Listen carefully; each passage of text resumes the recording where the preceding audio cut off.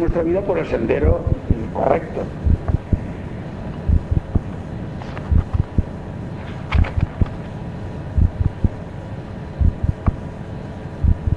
He hablado también del momento ese de los gritos histéricos y todo eso. Si lo examinamos honestamente, veremos que en general todas esas lamentaciones en el fondo no son más que una manifestación enorme de egoísmo. Yo he oído muchas veces decir ¿qué será de mí? ¿Cómo viviré sin él? ¿Cuánta falta me hará? Pero nunca he oído decir, miento, una vez lo escuché, pobrecito,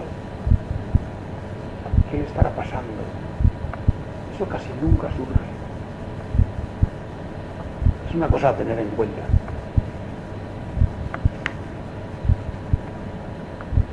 Bien, por lo tanto, el cuerpo, una vez ha salido de él el espíritu con el cuerpo mental, el cuerpo de deseos y los dos éteres superiores, y los inferiores también salen de él, aunque quedan flotando sobre el cadáver, empieza a descomponerse. Ya no tiene esa armazón magnética que mantenía en su lugar los átomos y automáticamente empieza a descomponerse, como todos sabemos, y a volver a polvo eres y en polvo te convertirás. Bueno, en materias químicas que todos conocemos.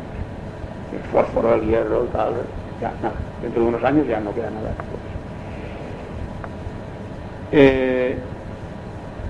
El cuerpo etérico, he dicho, los dos éteres inferiores quedan flotando a unos 2 metros sobre el cadáver, unidos por el cordón de plata. Y si vais a un cementerio en el que se haya producido un enterramiento en el suelo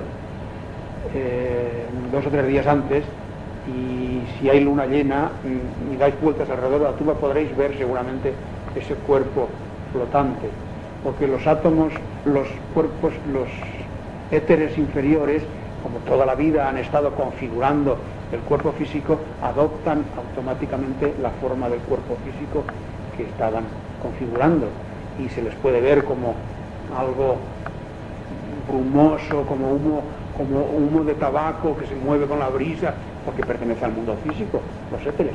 Y esos son los fantasmas célebres de los cementerios, que no tienen nada de sobrenatural ni de particular, simplemente es el cuerpo etérico que está descomponiéndose sincrónicamente con el cuerpo físico. Por lo tanto, para quien resulta verdaderamente desagradable la visita a un cementerio es para los clarividentes. Imaginaos lo que es de tener la clarividencia etérica, ir a un cementerio y encontrarse con cientos de cadáveres en descomposición, que uno los ve. Ese olor especial que hay en los cementerios no es de las flores, ni es de los cadáveres enterrados, es de los cuerpos etéricos que se están descomponiendo allí y están polucionando la atmósfera. Por eso la incineración también.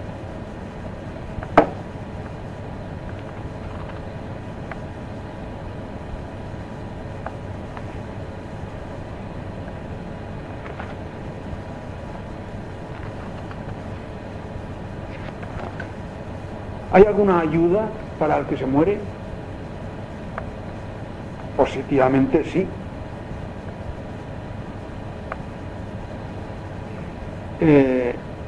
Es muy interesante el rezar por ellos, el mandarles pensamientos de amor, de ayuda, de auxilio. No el llorar. Ya he dicho por qué. Es muy efectiva la extremaunción. Tengamos en cuenta que la Iglesia cristiana la instituyó Cristo. Cristo estableció unos auxilios para los cristianos, y uno de esos auxilios es la extremaunción.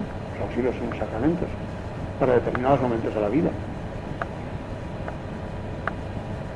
Otro es el sacramento del orden, que confiere al que se hace sacerdote unas facultades que le permiten manejar sustancias, materias, energías etéricas, incluso astrales o mentales, y por lo tanto esas fórmulas establecidas y esa materia indicada, utilizada, esos signos de poder producen un efecto. La extremaunción, por supuesto, no perdona los pecados, como dice la Iglesia, en absoluto. Lo único como he dicho antes, que perdona los pecados, es el arrepentimiento sincero. Por lo tanto, si un moribundo le dan la extrema unción, pues muy bien, los otros efectos que voy a decir los tendrá, pero los pecados no se le perdonan a nadie si uno no ha aprendido la lección. Eso tengámoslo claro. Fijaos que la misma Iglesia, cuando habla de la confesión, dice que aunque el sacerdote de la absolución, si no ha habido verdadero arrepentimiento y propósito de la enmienda, la absolución no produce el perdón de los pecados. ¿Por qué? Porque lo que verdaderamente produce el perdón de los pecados, es decir, el borrar ese acto negativo, es el haberse arrepentido y el haberse decidido definitivamente a no reincidir. Sin embargo, tiene otros efectos. Uno de ellos es el restaurar la salud. No sé por qué se ha adoptado la costumbre de administrar la extrema unción al que ya no tiene remedio, ya está a punto de morirse. Bueno, se puede hacer, pero si se hace cuando uno está, debía administrarse a todos los enfermos graves, porque uno de los efectos de la extrema unción, siempre que kármicamente tenga cabida, es energizar el cuerpo, y por lo tanto es muy frecuente el que haga que uno se recupere.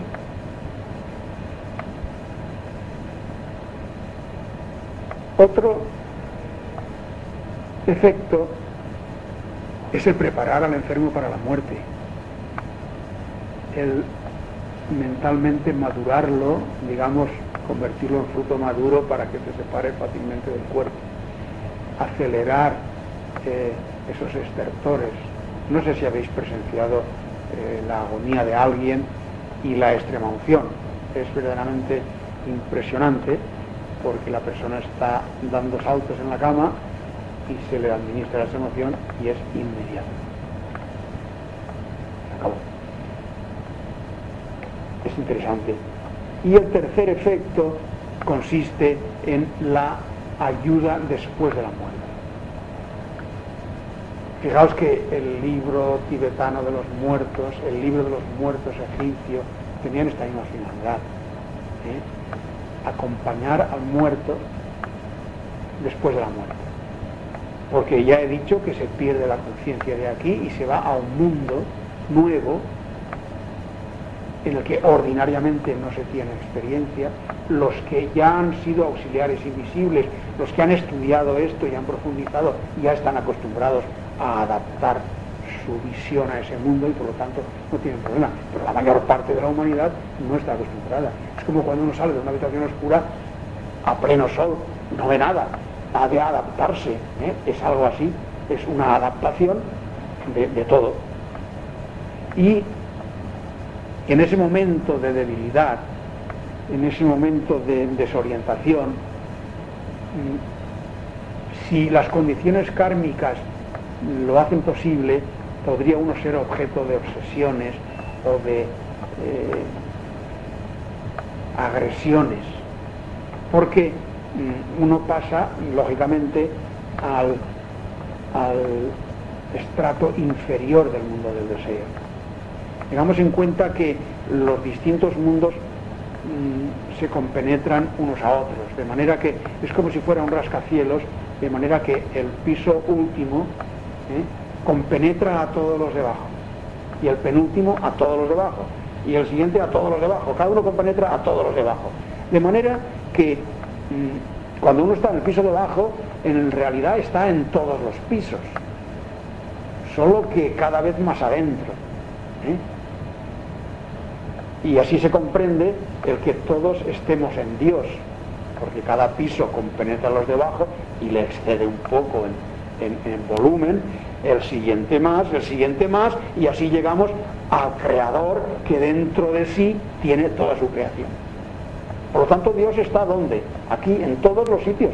Todos los átomos de este mundo tienen dentro de sí un átomo etérico, un átomo de deseos, un átomo mental, un átomo, y al final un átomo divino. Por eso Dios está en todas partes, que es una cosa imposible de concebir, pero así se comprende perfectamente. Por eso Dios lo tenemos tan cerca. Hablamos del Dios interno, claro. Es el que hemos de despertar, pero está dentro.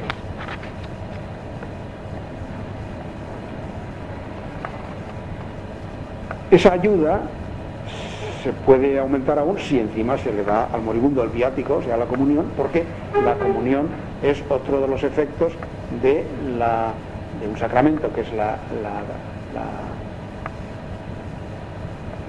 comunión, no me sale ahora la palabra. De manera que esa forma consagrada es precisamente la energía crística, la misma energía de Cristo, y eso favorece mucho el tránsito. Hay un error, claro, nos viene muy bien, es muy cómodo, es muy bonito, que consiste en pensar que en cuanto uno se muere se ha convertido en sabio y en santo, y ya está. Ya, mi padre que ha muerto, uy, nos está ayudando, ni lo sabes, ¿eh? Nos está, desde que ha muerto, todos los días pasa por aquí y nos ayuda. Bueno, no. Los de allá no pueden hacer nada. Los de aquí podemos ayudarles, pero ellos aquí no. Y además, cuando uno se muere, ni se convierte en sabio ni en santo. Uno es el mismo que era, exactamente el mismo, con los mismos vicios, las mismas virtudes, los mismos defectos, el mismo carácter, solo que no tiene cuerpo físico. Exclusivamente. Y entonces se encuentra en un mundo en el que ha de actuar con el cuerpo de deseos, no con el físico, porque ya no lo tiene, y esa adaptación es la que cuesta. Eso hay que tenerlo muy claro. El morir no cambia nada, estaría bueno. Ni el Señor que le dan la extremoción se va directamente al cielo para toda la eternidad, de eso nada. En la naturaleza no hay nada gratis, todo tiene un precio, todo, y el precio siempre es el esfuerzo. Siempre, como aquí. Si uno quiere ser campeón olímpico, no lo es de la noche a la mañana, son años de entrenamiento, años de sacrificio, años de esfuerzo, con la mirada puesta en una meta. Es igual, en la naturaleza todo es igual. Hay un axioma esotérico que dice como arriba es abajo y como abajo es arriba, lo cual nos permite conocer procesos de mundos a los que no tenemos acceso por la aplicación de esta ley de analogía. Porque cuando más se estudia esto se ve que cuando conoces algo de un plano ves que abajo es igual, por lo tanto arriba también es igual. Fijémonos que un átomo, ¿qué es? Un protón y una serie de electrones girando alrededor. La masa es mínima, el protón es una cosa mínima, los electrones más pequeños aún. El conjunto de la masa de un átomo comparado con el espacio que ocupa es casi nada, exactamente igual que un sistema planetario. Un sol, unos planetas que giran alrededor, pero la masa de todos esos astros es casi nada comparado con el espacio que ocupan. Y si vamos a una galaxia viene a ser lo mismo, y así, si vamos subiendo, todo es lo mismo en una escala superior, en un nivel superior, pero el proceso es el mismo.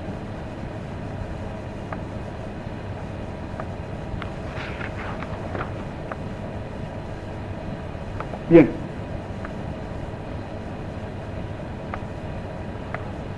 Ya nos hemos muerto. Ya estamos en el mundo del deseo. Y entonces ocurre que se produce una serie de cambios. El principal es que el cuerpo de deseos adopta la forma del cuerpo físico y se estructura, digamos, en capas, como una cebolla. En la capa exterior se sitúan las vibraciones de lo más negativo que haya en nuestra historia acumulada en el átomo siguiente. Si yo asesiné a alguien, estará en mi capa externa. Mientras estamos aquí, las personas que son capaces de viajar en su cuerpo de deseos, incluso nosotros durante el sueño, El cuerpo de deseos es un óvalo,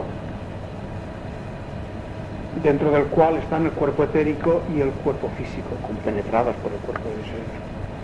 Pero no tiene una forma concreta porque es un vehículo relativamente reciente. El primer vehículo que adquirimos en nuestra evolución fue el físico, es por lo tanto el más desarrollado y el que mejor manejamos. El segundo fue el cuerpo etérico, tan desarrollado casi como el físico, pero que manejamos peor. El tercero fue el cuerpo de deseos, que no tiene aún una forma concreta, es ovalado. Y el cuerpo mental es el más reciente, por eso dominamos menos la mente, por eso las matemáticas nos vienen muy mal, por eso mil cosas.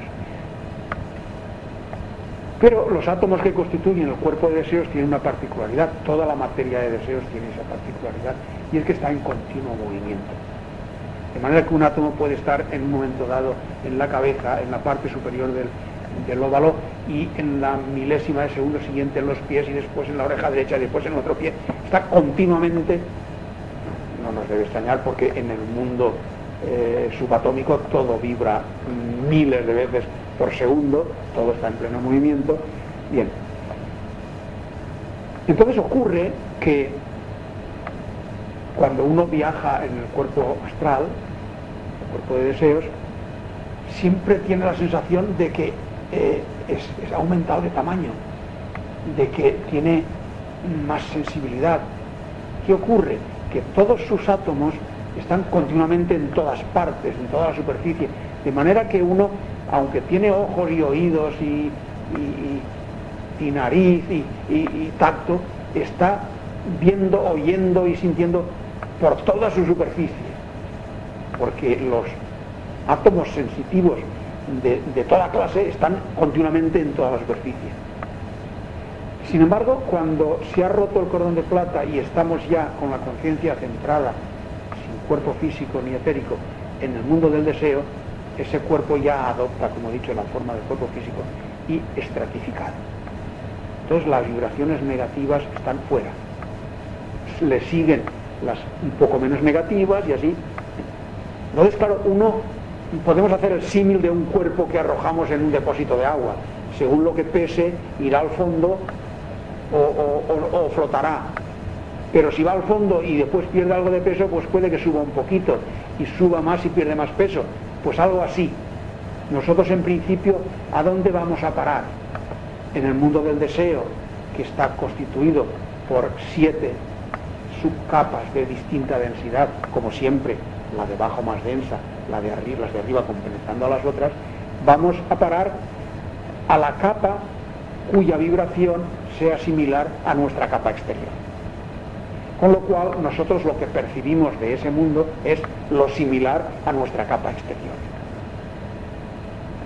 ¿Qué ocurre entonces con el señor que es un asesino? Pues que irá a parar a donde está la vibración de asesinato y de odio y de crueldad y de tal. Y lo que verá será eso. Para él eso será un verdadero infierno. ¿Y qué ocurre allí?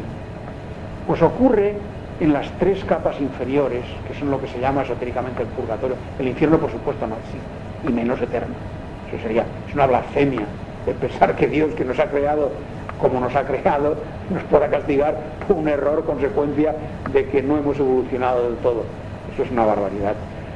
Pero bueno, lo que sí existe es la consecuencia de nuestros actos.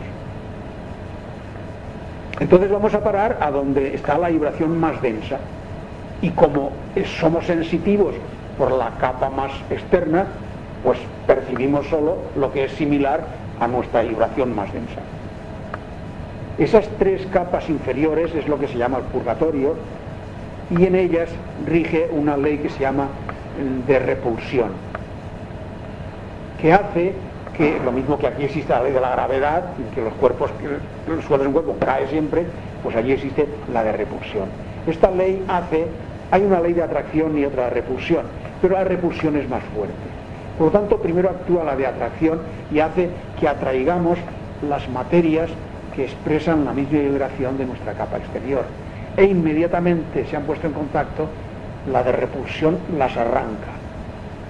¿Y qué pasa con ese arranque? Con ese arrancamiento, pues que experimentamos revivimos el momento y experimentamos todo el daño que causamos, todo el dolor que produjimos, exactamente el mismo que está grabado en nuestro átomo siguiente, y por eso tenemos en nuestra capa externa toda esa vibración negativa.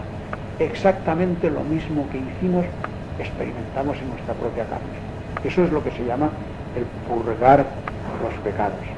El espíritu, lógicamente, que está entonces manejándose como puede en el cuerpo de deseos, toma buena nota de qué cosas no habrá que hacer en el futuro, puesto que hacen pupa.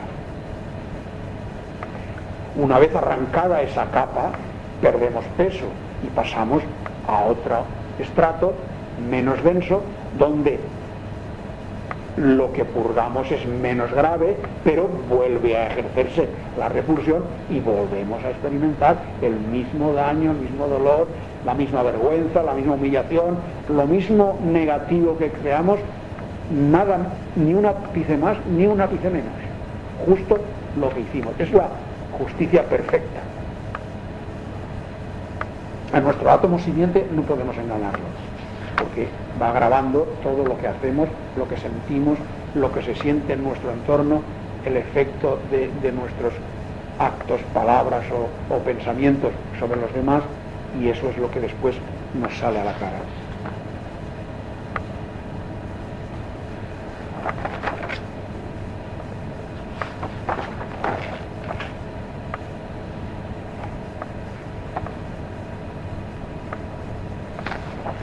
Vamos a ver.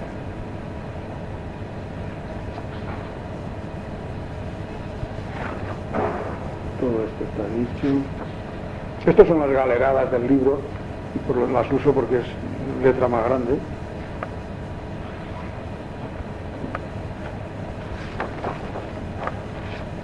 Ya estamos en el purgatorio. Es interesante estudiar algunos casos concretos para que os hagáis idea de lo que es el purgatorio. No pretendo asustaros, no creo que estéis en esos casos, pero sí conviene, viendo lo más desagradable, pues bueno, uno piensa, pues yo menos, o me corrijo.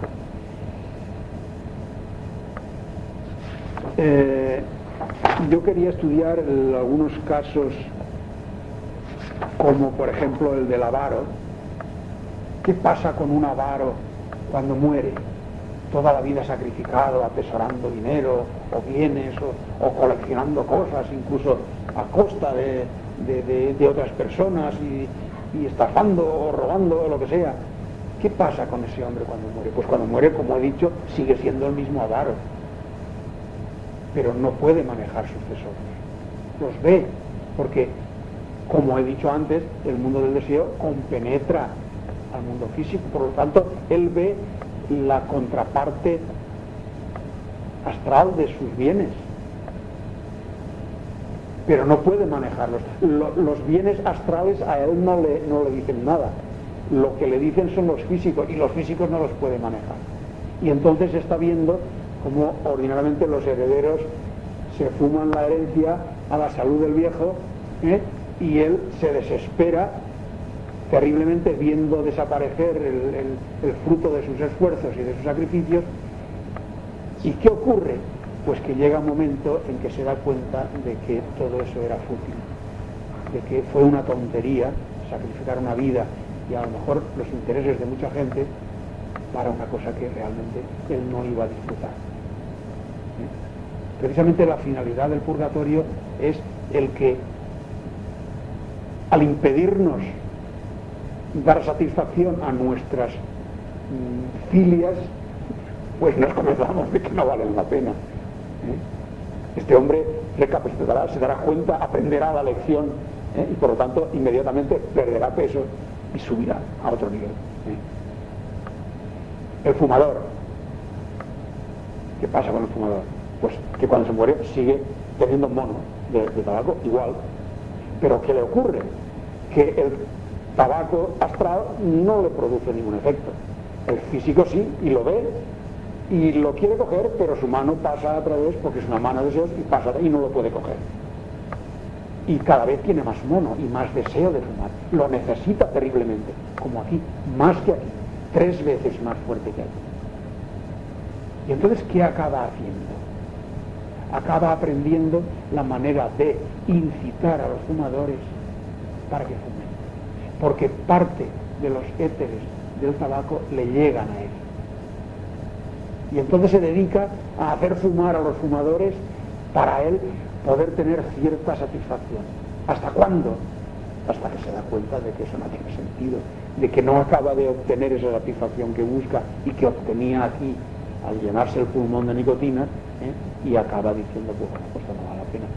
Y si hay alguien que encima le dice, tú sabes el karma que te estás creando porque estás haciendo que este coja un cáncer, o el otro tal, o el otro cual, entonces uno acaba aprendiendo la lección, y lección aprendida pierdes peso. ¿Qué pasa con los bebedores? De lo mismo.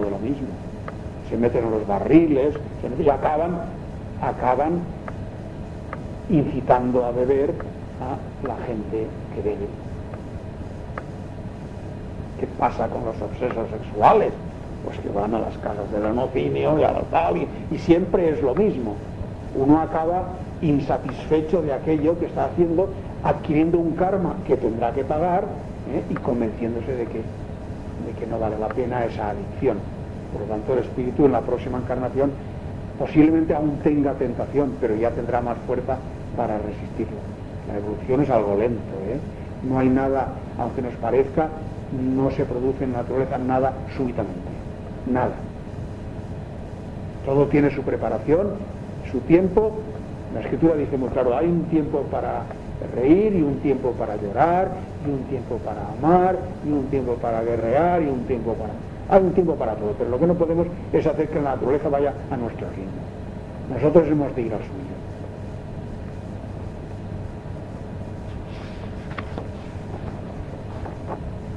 ¿Qué pasa con el suicida, por ejemplo?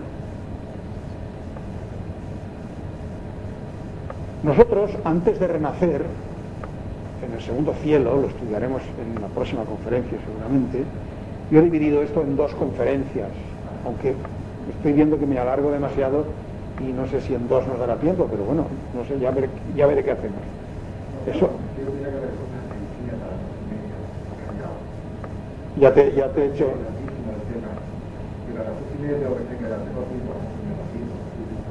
Bueno, yo de todas maneras lo estoy grabando. Hombre, sí, claro. Claro. Bien, esto... ¿Qué pasa con el suicidio? He dicho que nosotros en el segundo cielo, ya lo estudiaremos, para preparar nuestro renacimiento, hacemos, con la experiencia adquirida después de todo esto que estamos viendo, y el primer cielo, el segundo cielo, hacemos el arquetipo de nuestros próximos vehículos. Y al arquetipo del cuerpo físico, pues le damos, digamos, en lenguaje coloquial, le damos cuerda para determinado tiempo. Ese cuerpo físico vivirá hasta el día tal, de tal año, de tal mes, y morirá de tal cosa. Mientras el arquetipo vibra, el cuerpo vive, porque el arquetipo está haciendo que nosotros lo que tomamos lo podamos asimilar, está, digamos, atrayendo materia a nuestro cuerpo y permitiendo que lo asimilemos con ayuda de los éteres, claro. Si el arquetipo deja de vibrar, se acabó, se rompe el cordón de plata y ya no hay solución. El suicida lo que hace, haciendo uso de su libertad, porque se nos ha creado seres libres, el hombre está aprendiendo a hacer uso de la libertad. Los animales no son libres, los animales están guiados por el espíritu grupo de la especie y hacen lo que el espíritu grupo les sugiere, que es un arcángel, y el arcángel evoluciona aprendiendo. Es como un espíritu con muchos cuerpos. Nosotros tenemos un espíritu con un cuerpo, él tiene un espíritu con muchos cuerpos, los de esa especie, y el arcángel evoluciona con las lecciones que va aprendiendo de los animales. Los animales llegará un momento en que pasarán al estadio humano, entonces ya el espíritu individual penetrará en sus vehículos y lo dominará. Nosotros ya hemos llegado a eso. pero somos seres libres, y al ser libres somos responsables, por eso somos responsables de nuestros actos. Los animales no tienen karma, porque no son libres, nosotros sí. Entonces, haciendo uso de su libertad, ha roto el cuerpo físico, ha roto la conexión del cordón de plata de los vehículos superiores con el cuerpo físico. Pero ¿qué ocurre? Por supuesto, claro, en el mundo físico desaparece, muere y pasa al mundo del deseo, pero el arquetipo sigue vibrando y entonces sigue haciendo, produciendo esa atracción de materia para alimentar el cuerpo físico, pero el cuerpo físico no existe, y eso en el mundo del deseo lo siente el suicida como un dolor inmenso, como un dolor de muelas extendido a todo el cuerpo, permanente, que le dura hasta que el arquetipo deja de vibrar, es decir, hasta que debió morir de muerte natural. Es tan terrible el no castigo, la consecuencia del suicidio, que ordinariamente los suicidas no reinciden nunca. Nunca. Es muy corriente que el que ha sido suicida, cuando nace otra vez y le llega el momento de morir, tienen tal pavor a pasar al mundo del deseo que muchos de ellos obsesan animales. Obsesan animales que suelen ser bovinos, ovinos o porcinos. Fijaos que hay un pasaje en la Biblia en que hay un endemoniado y Cristo le dice, ¿cómo te llamas? Y dice, me llamo Legión, porque son muchos los que ocupan ese cuerpo. Y entonces él va a expulsarlos de ahí y le dice a Cristo, mándanos a esa piara de cerdos. Y obsesan una piara de cerdos que se lanza por un precipicio. Y entonces esto es simbólico, pero los cerdos, los terneros, las vacas y los carneros son los animales más frecuentemente obsesados por hombres temerosos de ir al mundo del deseo porque fueron suicidas antes. Max Angel dice que una de las experiencias peores que ha tenido ha sido esa, cuando visitó los mataderos de Chicago, la cantidad de espíritus humanos que salían horrorizados en el momento de matar a los animales. O sea, hay que tenerlo en cuenta. Que no todo es tan bonito, ni tan espiritual, no, es que es un mundo como este, y allí hay larvas, y allí hay animales que te agreden, y hay de todo, es un mundo como este, y hay que saberlo. No se puede ir allí, Dios me ayudará, ¿no? Lo del helicóptero y pues no. Si te mereces la ayuda, si te la has ganado, si te has esforzado, vivirás estupendamente. Y si no, pues no, como aquí. Si no trabajas y no te espabilas, pues tendrás hambre. Igual.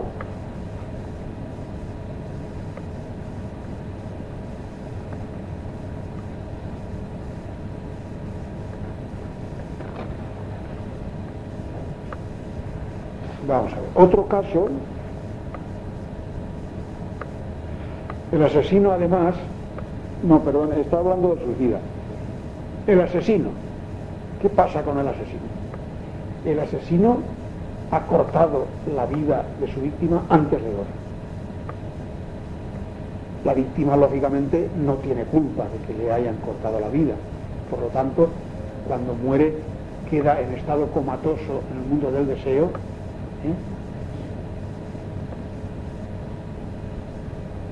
Y el suicida, cuando muere, puede ocurrir que el fallecido ya haya pasado al mundo, al primer cielo, con lo cual no se encontrará con él, pero sí se encontrará con el cadáver del cuerpo de deseos, que se llama el cascarón.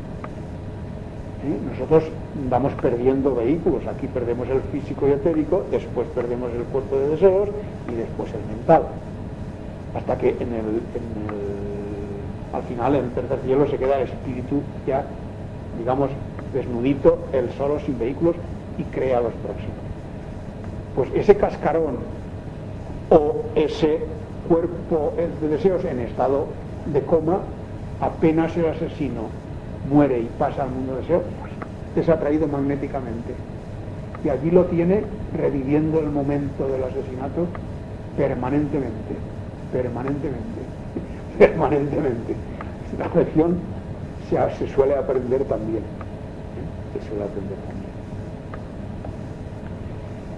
Por supuesto, el asesinado en otra vida recibe aquello de que fue privado. Lógicamente, la justicia es perfecta siempre.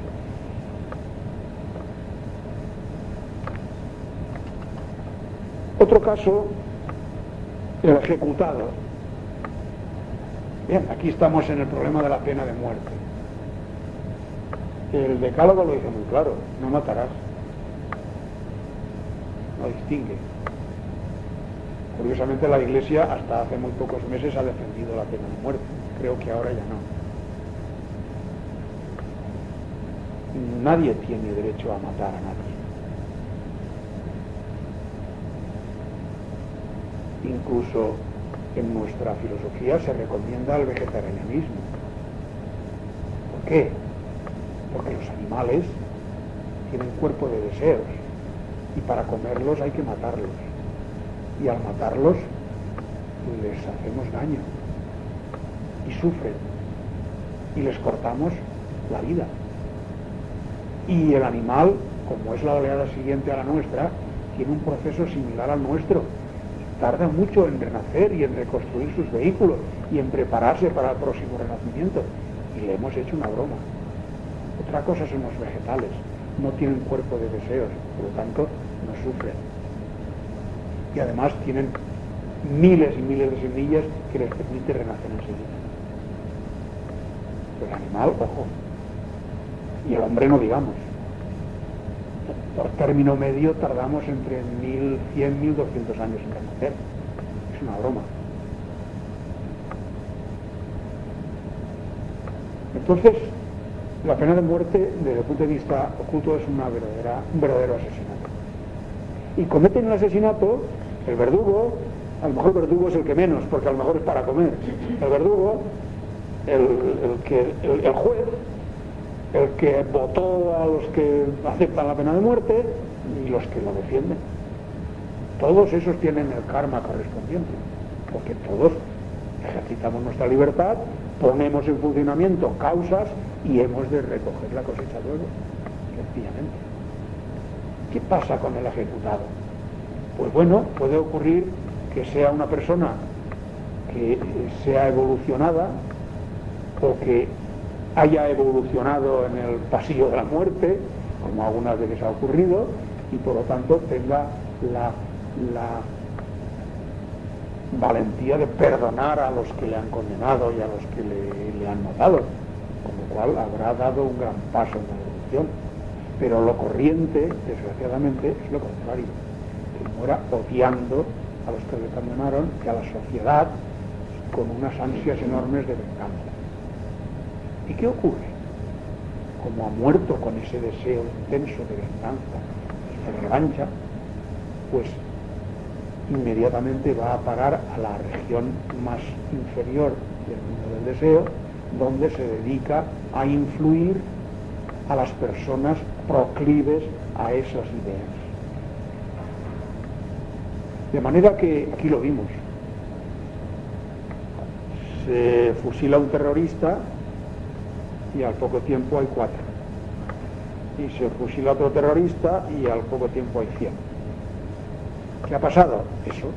Siempre hay gente con tendencias A, pero si desde el otro lado hay alguien que esas tendencias las incita, pues ya tenemos otro terrorista. U otro violador, u otro lo que sea. Por lo tanto, el sistema, desde el punto de vista oculto, es aislar de la sociedad al ser que se ha demostrado insociable y tratar de estructurar de otra manera su escala de valores.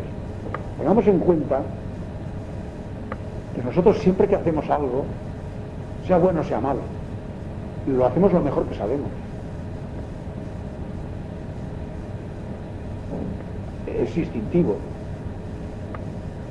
Y por otra parte, que todos tenemos una escala de valores. Hay unas cosas que merecen la pena sacrificar a otras por ellas. Si nos dan a elegir entre la vida y una fortuna, pues diremos, pues yo la vida, ¿para qué quiero yo la fortuna si no tengo vida? O esto o aquello. Hay una escala de valores. La generalidad de la gente de una sociedad pues tiene una escala de valores similar, pero hay algunos que tienen tergiversada la escala de valores, y entonces para ellos es prioritario el orgullo familiar, por ejemplo, al respeto a los demás. ¿Cuántas familias hay que han sacrificado un hijo o una hija al orgullo familiar o el honor de la patria, el honor, y ahí mueren millones de gente por el honor? ¿Pero qué es eso? Pues no sé, nadie sabe lo que es, pero ahí está. Bueno, pues esa escala de valores hace que cada uno pues hagamos lo que hacemos lo mejor que sabemos. Cuando la mayor parte coincide, pues bueno, esa es la escala de valores de esa sociedad, y el que desentona pues es el que hay que reestructurar. A ese señor, como resulta insociable en esa sociedad, pues hay que aislarlo, y entonces en ese aislamiento que se llama cárcel, lo que hay que procurar es reestructurarle su escala de valores de manera que resulte una escala de valores análoga a la de la sociedad, con lo cual podrá convivir, porque si no se le reestructura la escala de valores, saldrá y volverá a hacer lo mismo, claro. Para él hay cosas prioritarias que no lo son para la sociedad. Tengamos en cuenta que todo esto es muy relativo. El hombre primitivo necesitaba una hembra y iba a la cueva de al lado, la cogía de los pelos y se lo traía a casa, y se ha acabado. Y era así. Hoy día eso es un delito. Pero claro, todo va cambiando. Pero la escala de valores de la sociedad pues es una, y no es la misma la nuestra que la de los países musulmanes o la de los hebreos, son distintas, y ahí las diferencias entre los distintos pueblos. Pero lo cierto es que la pena de muerte no produce ningún efecto benéfico, y sí muchos negativos. El abortador,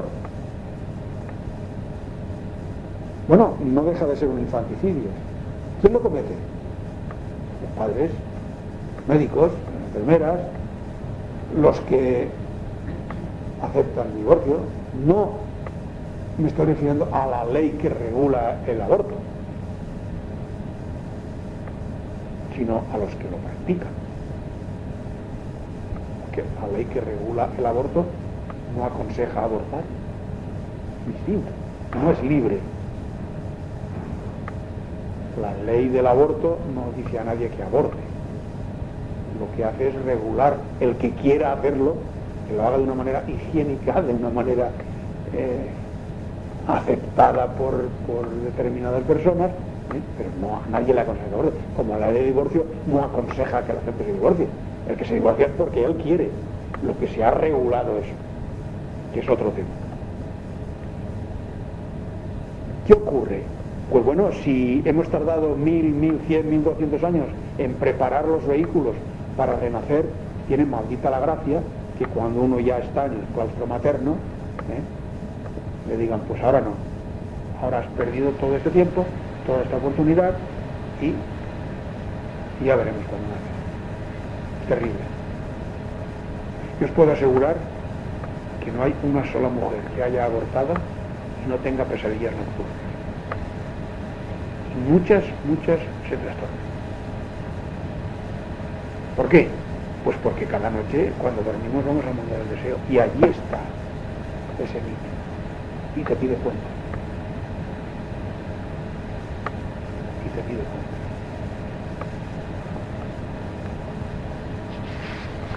Entonces, aparte de ese karma, los abortadores tienen otro especial, que consiste en que cuando ellos mueren y hacen todo el proceso y van a renacer, en el momento de buscar padre no hay quien quiera ser su padre ni su madre, y tienen un riesgo enorme de quedar retrasados en la evolución. Hay que tenerlo en cuenta.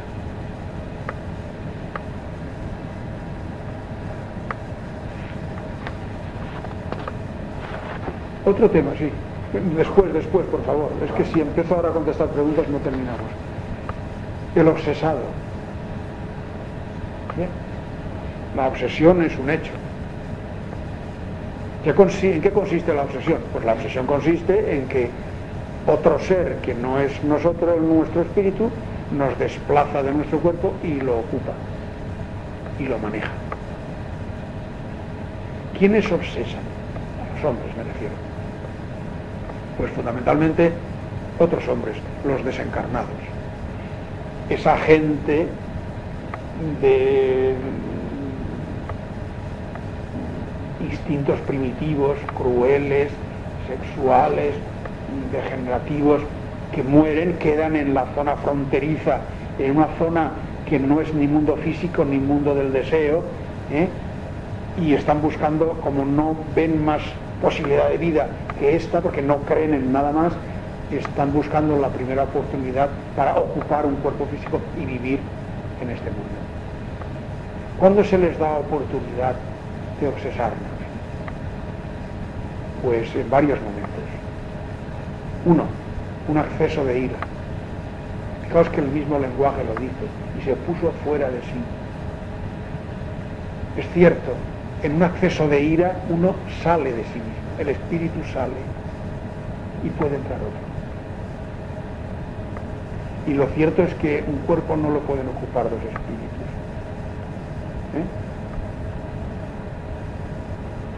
En una orgía sexual, clímax sexual, puede ocurrir. En un coma etílico,